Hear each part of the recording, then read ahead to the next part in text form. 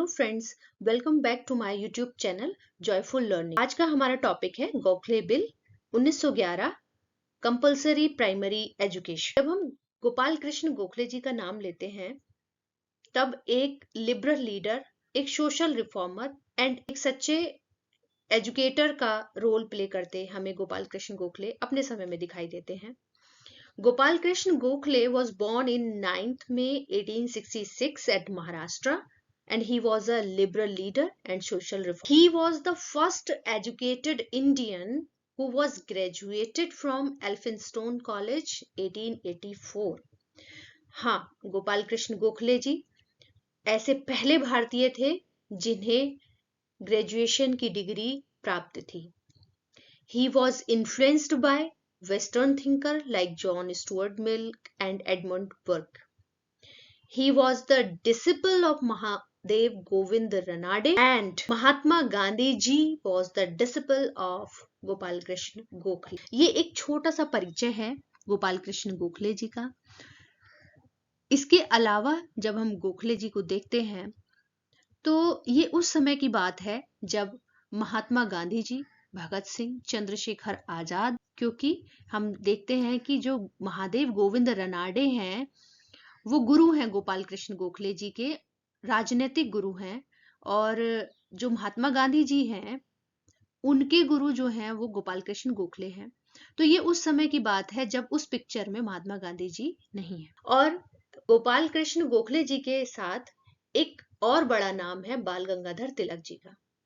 दोनों सच्चे मित्र हैं, लेकिन विचारात्मक रूप से एक उत्तरी ध्रुव पर है और एक दक्षिणी ध्रुव है। लेकिन यहाँ पर विचार से अलग एक जो आत्मीय मित्रता होती है वो दोनों में दिखाई देती है, जो उनकी मृत्यु पर भी एक शोक संदेश के माध्यम से बाल गंगाधर तिलक जी ने कहा भी था। क्योंकि गोपाल कृष्ण गोखले अपने समय के ग्रेजुएट डिग्री होल्डर थे और जो लिबरल इन्हें कहा जाता है, लिबरल लीडर, वो इसलिए भी कहा जाता है क्योंकि ये एक्सट्रीमिस्ट नहीं है, ये शांत स्वभाव से ब्रिटिश गवर्नमेंट के द्वारा दिए गए नियम कायदे कानून में ही अपना कानून मनवा लेने वाले गोपाल कृष्ण गोखले जी हैं। अगर उनकी बात को भारत में ब्रिटिश सरकार नहीं मानती थी तो वह लंदन तक चले जाते थे और लंदन की जनता के सामने अपनी बात करते थे, वहां के कौंसिल में अपनी बात रखते थे। और जो पत्राचार करते थे वो बहुत महत्वपूर्ण होता था क्योंकि उनका वो एज अ स्पीकर भी बहुत अच्छे थे, एज अ राइटर भी बहुत अच्छे थे और अपनी बात को मनवाने का तरीका उन्हें आता था। हाँ, उनको लिबरल इसीलिए भी कहा जाता है कि वो मानते थे कि ऐसी उनकी मनोधारणा थी कि जो भारत का विकास तो हो लेकिन ब्रिटिश गवर्नमेंट के द्वारा हो, क्योंकि वो उसे अच्छा मानते थे। लेकिन हाँ, जब कोई गलत बात होती थी तो उसका स्ट्रांगली अपोज भी करते थे। लेकिन हालांकि उनकी ये मनोधारणा बहुत जल्दी ही टूट गई कि ब्रिटिश गवर्नमेंट हमें कुछ डेवलपिंग नेचर में नहीं लाना चाहती, बल्कि यहाँ से बहुत सारी चीजों को लूटने वाले पर्सपेक्टिव में है। तो ये ऐसे हैं गोपाल कृष्ण गोखले जी। डियर स्टूडेंट्स, अगर आपने अभी तक मेरा चैनल सब्सक्राइब नहीं किया है तो please subscribe firstly my channel and please comment in the comment section. Next अगर हम बात करते हैं कि लिखा है, देखिए, he was the mentor of Mahatma Gandhi, mentor of Mahatma Gandhi, and he played a key role in shaping early Indian national movement। क्योंकि जैसे एक बात और है कि जब गांधी जी और गोखले जी मिलते हैं तब गांधी जी को जो भारत के बारे में जो एक पर्सपेक्टिव डेवलप करने का जो श्रेय जाता है वो भी गोपाल कृष्ण गोखले जी को जाता है। और गांधी जी ने जो अपने सभी आंदोलनों में एक बात जान ली थी कि जब तक हम मास लेवल पे लोगों को एक साथ इकट्ठा नहीं कर लेंगे अपने फेवर में तब तक हम अपनी बात नहीं मनवा सकते। तो ये जो पर्सपेक्टिव उनका डेवलप हो पाया था वो भी गोपाल कृष्ण गोखले जी की वजह से डेवलप हो पाया था। अब बात करते हैं, नेक्स्ट चलते हैं कि गोपाल कृष्ण गोखले जी का जो रेजोल्यूशन था 1910 में कि एजुकेशन के लिए क्या रिफॉर्म था। एक तो कि गोपाल कृष्ण गोखले मेंबर थे imperial legislative council on 19 March 1910 he moved a resolution, इन्होंने एक रेजोल्यूशन पास किया कि free and compulsory primary education, और इसके जो की पॉइंट्स थे वो ये थे कि a committee should be form to guide implementation, कि एक कमेटी निर्धारित की जाए जो कंपलसरी प्राइमरी एजुकेशन के बारे में की पॉइंट्स बनाए रेजोल्यूशन के लिए। सेकंड, इन्होंने कहा कि education should be free and compulsory across the India, across the country, both official and non-official members should be appointed, the committee should prepare clear and definite proposals। ये उनके 4 point उन्होंने बोला। and his efforts laid the foundation for modern education reforms in India। Next बात करते हैं Gokhale bill 1911।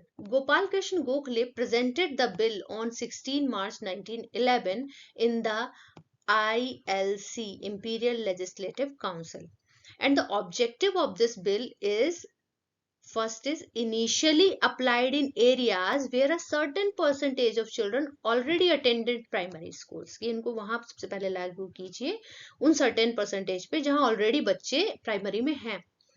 and the governor general had the authority to fix the percentage, and local bodies were empowered to implement the rule। Next इन्होंने point बोला कि इन selected areas और entire jurisdiction की local bodies और governor general percentage fix कर सकता है, कैसे इंप्लीमेंट करना है रूल को वो लोकल बॉडी फिक्स कर सकती है। अब इसमें से सेलेक्टेड जुरिस्डिक्शन हो ये डिसाइड हो सकता है। कंपलसरी एजुकेशन जो थी चिल्ड्रन के लिए, वो जो एज ग्रुप था उस पर ध्यान दीजिए बच्चों, जो एज ग्रुप था वो 6 से 10 साल तक के बच्चों के लिए था, क्योंकि अभी लेटेस्ट आरटी के अकॉर्डिंग ऐसे 14 वर्ष तक की बात की गई है, ये पहले 6 से 10 साल के लिए था। नेक्स्ट उन्होंने बोला कि parents must send children to school, जो इस यहाँ पर पेरेंट्स की जिम्मेदारी है बच्चों को स्कूल भेजने की। And first applied on to boys only, और ये सिर्फ बॉयज पर ही पहले लागू किया जाए और बाद में इसे गर्ल्स पर भी एक्सटेंड किया जाए, और दोनों की कॉस्ट शेयरिंग रहे between local bodies and provincial government, जिसमें 1:2 रहेगा। और ये सिग्निफिकेंस इससे क्या हो कि एक अर्ली स्टेप्स हो गया universal primary education in India के लिए। नेक्स्ट जो हम बात करते हैं, अब डिबेट होती है गोखले बिल पर 1911 में, और ये जो गोखले इस पर जो डिबेट होती है वो 2 दिन चलती है, 2 days. Gopal Krishna Gokhale strongly argue करते हैं कि फेवर में रहते हैं कि कंपलसरी प्राइमरी एजुकेशन हो जाए। अब यहाँ पर एक नाम आता है सर हारकॉट बटलर का, ये वही हारकॉट बटलर हैं जिनका नाम लखनऊ में बहुत लिया जाता है, जिसमें लखनऊ विश्वविद्यालय की स्थापना में, और एक है HBTI इंजीनियरिंग कॉलेज है कानपुर में, तो वहां की स्थापना में भी इनका खासा योगदान रहा है। बटलर का नाम एक और तरीके से फेमस है कि ये ब्रिटिश इंडिया में उत्तर प्रदेश के पहले गवर्नर रह चुके हैं, और बटलर पैलेस जो है लखनऊ में, ये तो इनके रहने के लिए 3 पैलेस बनाए जा रहे थे उस समय पर, जो एक ही बनकर पूर्ण हो पाया था, और बाकी में काम जब चलना शुरू हुआ तो बाढ़ आ गई थी, तो इस वजह से वो एक ही बटलर पैलेस फेमस है। बटलर जो है वो गवर्नमेंट के स्पोक्स पर्सन है, और उन्होंने अपोज किया बिल को, और 5 बिंदु बताए कि मैं इसको अपोज करता हूं on the basis of 5 arguments. First is the bill was ahead of its time, कि ये अपने समय से बहुत पहले का बिल आप बात कर रहे हैं। नेक्स्ट इन्होंने बोला difficulty in implementing compulsory, difficulty रहेगी कंपलसरी एजुकेशन को लागू करने में। प्रोविंशियल गवर्नमेंट इसके फेवर में नहीं है, लोकल बॉडीज भी अपनी असमर्थता जता रही हैं, और public and educated Indians were not demanding it, जो पब्लिक और एजुकेटेड इंडियंस है उन्होंने इसकी कोई डिमांड नहीं की है। तो ऐसे उन्होंने ये 5 बिंदु बताए।